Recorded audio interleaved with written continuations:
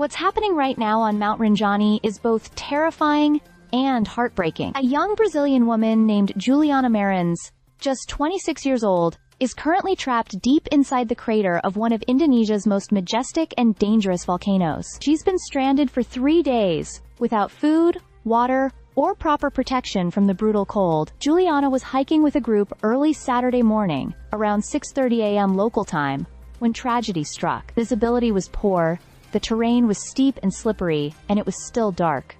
According to people who were with her, she was at the back of the group, hiking with a guide. Then, she vanished, falling from a cliff near the crater's edge.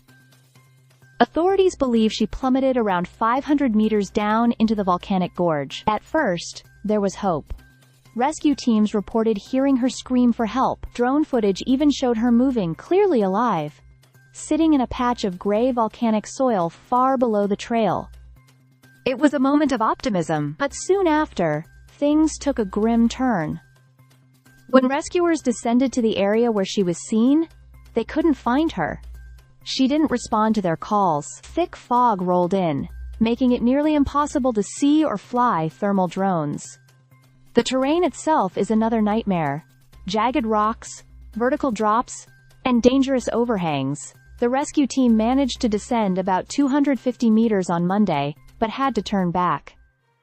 They were still 350 meters away from reaching Juliana. Conditions just weren't safe enough to go further. Despite all of this, the hiking route on Mount Rinjani remains open. This has sparked outrage from Juliana's family, who are pleading for full closure of the trail and urgent focus on the rescue. She still has no water, food, or warm clothes for 3 days, her family wrote in a desperate post on social media.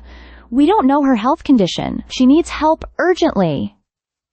Authorities, however, argue that closing the trail could create chaos, as many climbers had already booked and arrived after long journeys. They've cautioned tourists to avoid the rescue zone, but the mountain remains active, both geologically and in terms of foot traffic. This isn't the first tragedy on Mount Rinjani.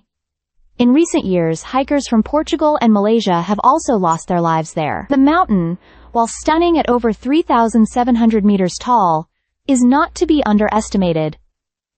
Right now, helicopters are being deployed, drone searches are ongoing, and experienced local guides are heading into the crater. Juliana is alive. At least she was, as of the latest sightings, but every hour that passes becomes more critical. Let's hope this ends with her safely reunited with her loved ones. And let's not forget the rescuers, who are risking their lives in treacherous conditions to bring her home. Stay subscribed for more videos.